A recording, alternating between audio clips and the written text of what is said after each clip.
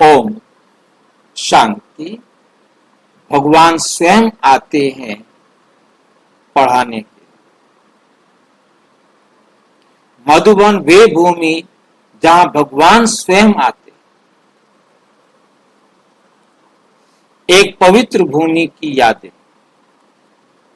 मधुबन एक ऐसा नाम जो केवल एक स्थान नहीं बल्कि ईश्वरीय स्मृतियों और आत्मिक अनुभवों की ऊर्जा का केंद्र है,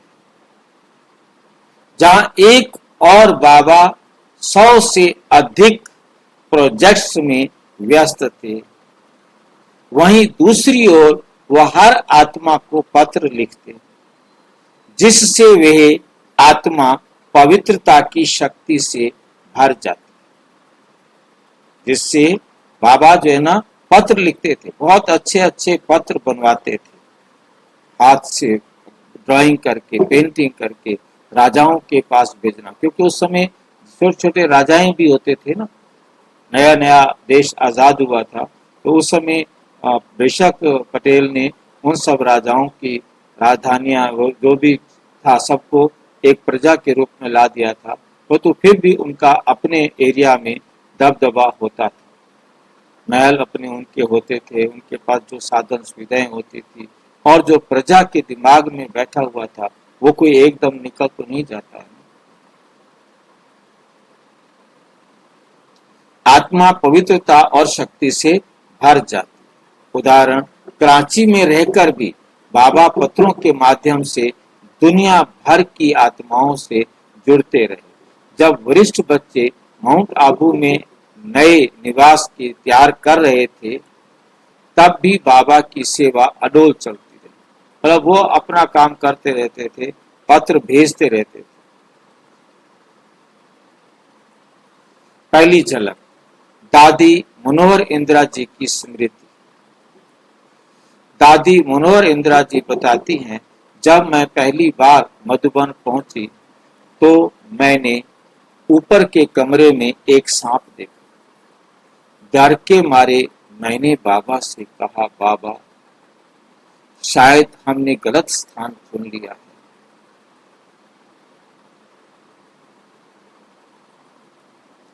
बाबा का उत्तर कितना दिव्य था।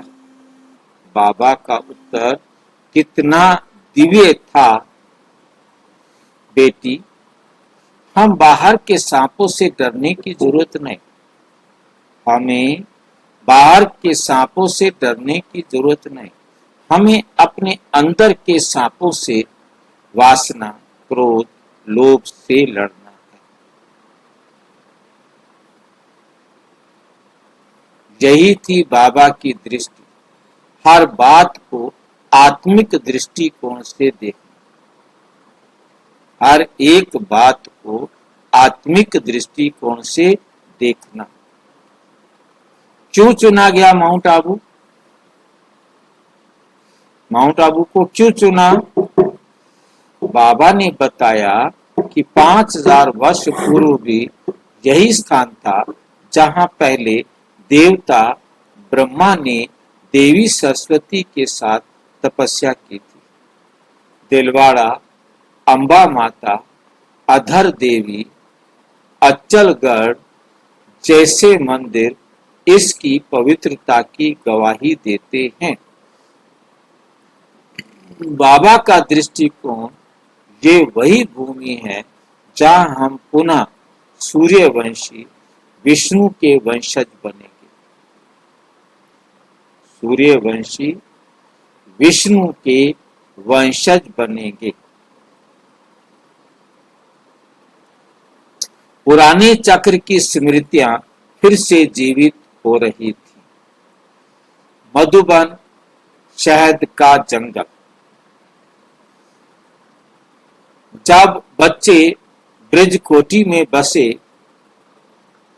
तो उन्होंने इसे मधुबन नाम दिया, एक ऐसा स्थान जहां आत्मिक अमृत का वर्षा होती है, जहां आत्मिक अमृत की वर्षा होती है, रूहानी अमृत। प्रतिदिन ज्ञान की मुरली बजती, बच्चे ध्यान में बैठते, बाबा स्वयं बच्चों को पहाड़ियों पर घुमाने ले जाते, फिर वहां ध्यान की गहराई में बाबा बच्चों को आत्मिक अनुभूति कराते। 5 दिव्य परेड और बाबा की चाल। बाबा स्वयं 70 वर्ष से ऊपर थे, लेकिन ऐसे जैसे स्वर्ग का राज्य सामने हो, लेकिन चलते ऐसे थे जैसे स्वर्ग का राज्य सामने है। तेजी से एक उदाहरण, जब बाबा बच्चों को लेकर पहाड़ी की चोटी पर जाते तो नीचे से देखने वाले सोचते, क्या ये कोई स्वप्न है? सपना देख रहे हैं क्या? सफेद वस्त्रों में कुमारियां, ब्रह्मा कुमारियां जब पहाड़ी चढ़ती तो लोग कहते, ये तो बादल हैं जो पर्वत पर ऊपर आए हैं। मतलब इतनी सारी वो बादल दिखाई देते थे। नंबर 6, ध्यान और गहन साधना की शिक्षा। बाबा कहते, बच्चे 2-2, 3-3 की टोली बनाकर पहाड़ियों पर जाओ, ध्यान में बैठो और ज्ञान का मंथन करो। जैसे गाय जुगाली करती है, वैसे ही सुने हुए ज्ञान का मंथन करके आत्मा में उतारो। समझ में आया? जैसे गाय जुगाली करती है, ऐसे मुरली सुन ली, अब तुम जाकर वहां बैठकर क्या करो? जुगाली करो, योग करो, अपने जीवन में धारण करो। ये है स्टेप, बाबा के कदम। वैसे ही सुने हुए ज्ञान का मंथन करके आत्मा में उतारो। ये साधारण शिक्षा नहीं थी, ये थी आत्मा को पुनः दिव्यता में लाने की ट्रेनिंग। ये ट्रेनिंग थी बाबा की। त्याग नहीं, असली खुशी। त्याग नहीं, असली खुशी। बाहर वाले सोचते थे कि ये त्याग है, घर, परिवार, धन सब छोड़ देना, ये त्याग है। परंतु बाबा के बच्चे जानते थे कि जिन्होंने कूड़ा फूंका है और बदले में परमात्मा को गोद पाई है। किसको फूंका है? कूड़े को। और क्या मिली है उनको? परमात्मा की गोद मिली है। समझ में आई है बात? कूड़ा फूकने पर, गंध छोड़ने पर उनको परमात्मा की गोद मिली है। गोद को उन्होंने पाया है। उदाहरण, सुबह की क्लास के बाद कभी कभी पिकनिक की घोषणा होती थी। आज बाबा बच्चों को पहाड़ी में जाकर प्रसाद खिलाएंगे, टोली खिलाएंगे। आज पारिवारिक सत्संग और शिव बाबा का प्रसाद। बाबा कहते, ये विश्वविद्यालय भी है और पारिवारिक सत्संग भी है। बच्चों, ये अंतिम जन्म है जिसमें तुम परमात्मा से मिलने आए हो। वो स्वयं तुम्हें शिक्षा देता है और अपने हाथों से प्रसाद खिलाता है। सोचिए, एक ऐसा समय जहां भगवान स्वयं अपने बच्चों को सिखा रहा है, उन्हें खिला रहा है, उन्हें शक्तिशाली बना रहा है। ये साधारण योग नहीं, ये अद्भुत साधना है।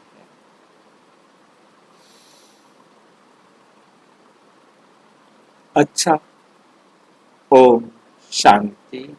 और विस्तार से जानने के लिए प्रजापिता ब्रह्मा कुमारी ईश्वरीय विश्वविद्यालय के किसी भी सेवा केंद्र पर संपर्क करें।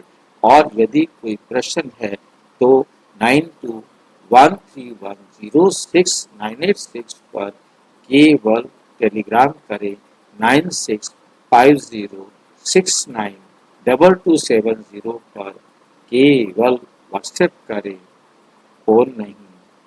ओम शांति।